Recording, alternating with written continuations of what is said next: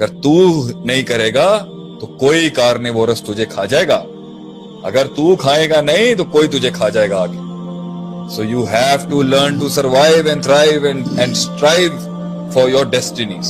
اس لیے آگے کی شروعات وہ جذبات اور زخم دکھ تکلیفوں سے ہوتے، وہ ویکیوم سے ہوتے، آگے وہ پرنسپل ہو. مگر ایک ٹائم پر اصول پر چلتے چلتے بھی تھک جائے گا. آج وہ بات جائے گی اس سے بھی آگے. اصول بھی تھک جائیں گے، اصول بھی بور ہو جائیں گے، اصول بھی وہی باتیں کرتے کرتے دل تھک جائے گا اصولوں پہ. نیا زخم چاہیے، نیا درد چاہیے، نیا کرب چاہیے، نیا غم چاہیے اور نیا ہم چاہیے. اور یہ سب نیا کرنے کے لیے نئی جنگ چاہیے، نیا دشمن چاہیے. ہم نہیں کہتے لا تتمنوا لقاء العدو کے تحت نبی نے فرمایا علیہ الصلوۃ والسلام دشمن کی تمنا مت کر، مگر جس دن تو قدم بڑھائے گا مزید آگے وہ خود تیرے قریب آ جائیں گے. تو نئے زخم تجھے مزید تازہ کریں گے پرانے زخموں کو اور اپنی آئیڈیالوجی کو ریوائیو کرنے کے. چلتا جا، رک نہیں. اس کا فارمولا ہی یہی ہے، رکنا نہیں، چلتا جا. دنیا اپنے راز کھولتی جائے گی، اللہ کے معجزے تجھے ایسا علم دیں گے کہ تو سوچ نہیں سکتا. اور پھر تو اس پوزیشن پر آئے گا اور کہے گا ان سے جو ساحل پہ ہی مر گئے،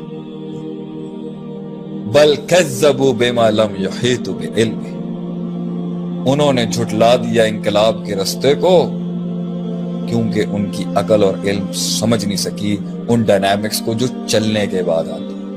تو سمندر کے طوفانوں میں لڑتے ہوئے ساحل پہ بیٹھے ہوئے قائروں کو اشاروں کی لینگویج نہیں سکھا سکتا بیٹا.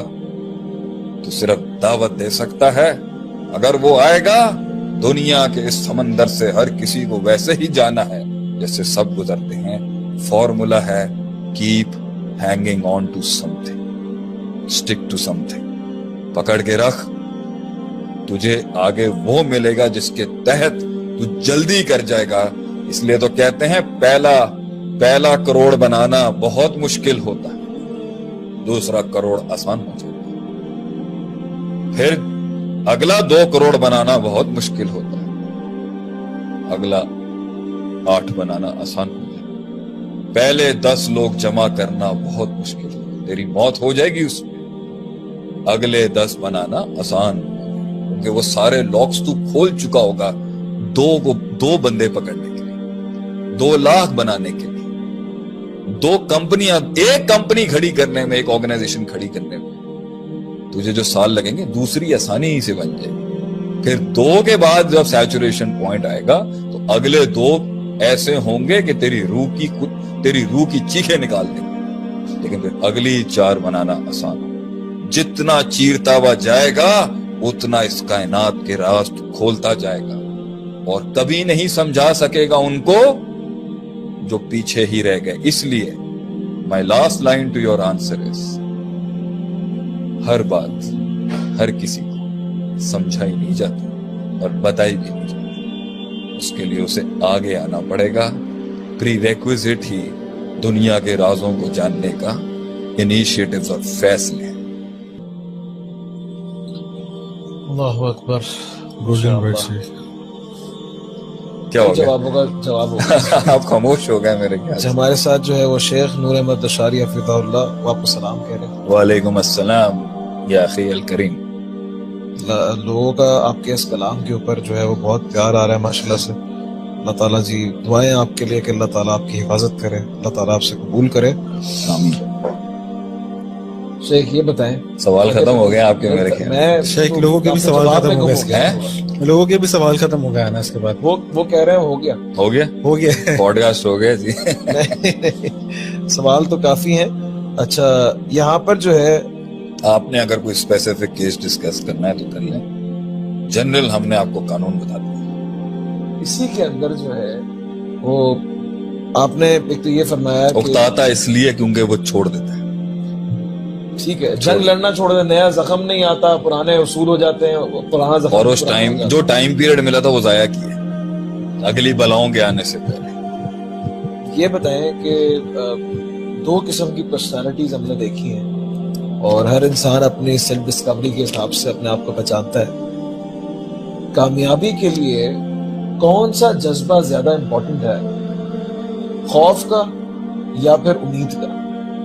یعنی اگر مجھے نیگیٹو ری انفورسمنٹ کے ساتھ, میری نیگیٹو ری انفورسمنٹ کے ساتھ مجھے اگر کوئی اٹھائے کہ اگر تم آگے نہیں بڑھو گے تو تمہارے ساتھ یہ ہو جائے گا, میرے مائنڈ میں خوف لے کے آئے, یہ زیادہ اچھا جذبہ ہے اپنے آپ کو راہ راست پہ رکھنے کا, یا پھر امید کہ اگر تم رستے پہ رہو گے تمہیں یہ ملے گا منزل؟ یعنی منزل دکھا کر انسان کو موٹیویٹ کیا جائے کامیابی کی طرف, یہ زیادہ اچھا ہے, یا پھر اس کو خوف بتا کر کہ اگر تو آگے نہیں بڑھا, اگر تو نے ایک قدم آگے نہیں بڑھایا, اگر تو نے یہ واری جنگ آپٹ نہیں کی, اگر تو نے یہ انیشیٹو نہیں لیا, یہ فیصلہ نہیں کیا, تو جہاں آ جائے وہاں بھی نہیں ہوگا. دونوں ہی میری نظر کے اندر پرائمری نہیں ہے, نہ آگے کی امید نہ پیچھے کا خوف.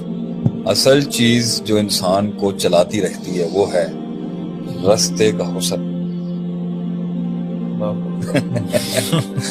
رستے کا حسن ہوتا ہے, منزل کی چاہت نہیں.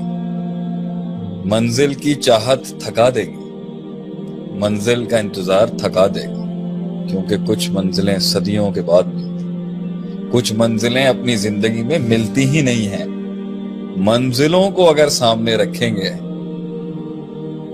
تو رستے تھک جائیں گے, اور رستوں کو سامنے رکھیں گے تو منزل ناراض ہو جائے گی.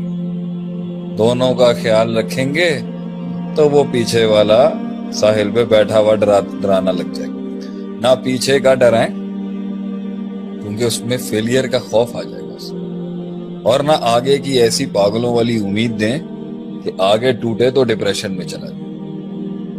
رستے کا حسن سمجھائیں اگلوں کو چلنے کا, اس رستے پہ جو راز افشاں ہوں گے, اس رستے پہ جو باتیں پتہ چلیں, اس رستے پہ جو اپنے پوٹینشیل کی لمٹ پتہ چلے, اس رستے پہ جو تغیرات آئیں گے, جو چینجز آئیں گی, جو نئے لوگ ملیں گے, اپنے نفس کی بدلتی ہوئی حالتوں کا جو تجزیہ ہوگا, جو اپنے نفس کے بدلتے ہوئے حالات, اپنے کمفرٹ زونز کو چھوڑنے کی جو انجوائمنٹ ہے, جو درد ہے اس کا, اپنے کنوینئنسز کو چھوڑنے کا جو درد ہے اس کا, اپنے گھروں سے نکلنے کا جو سلمان فارسی اگر منزل کی آڑ میں رہتے, منزل تو تھی دل, نبی صلی اللہ علیہ وسلم سے ملاقات, لیکن رستے کا جو پین تھا کہ ایک دن میں ملوں گا آپ صلی اللہ علیہ وسلم سے, اس کے لیے کہاں کہاں انہوں نے مار نہیں کی, تو وہ درد جب آتا وہ اور ان میں ہمت پیدا کرتی, وہ تکلیف انہیں اور کنسسٹنٹ کرتی. تو رستوں کے اندر جو آپ کے ساتھ ہونا ہے اس کو انجوائے کریں.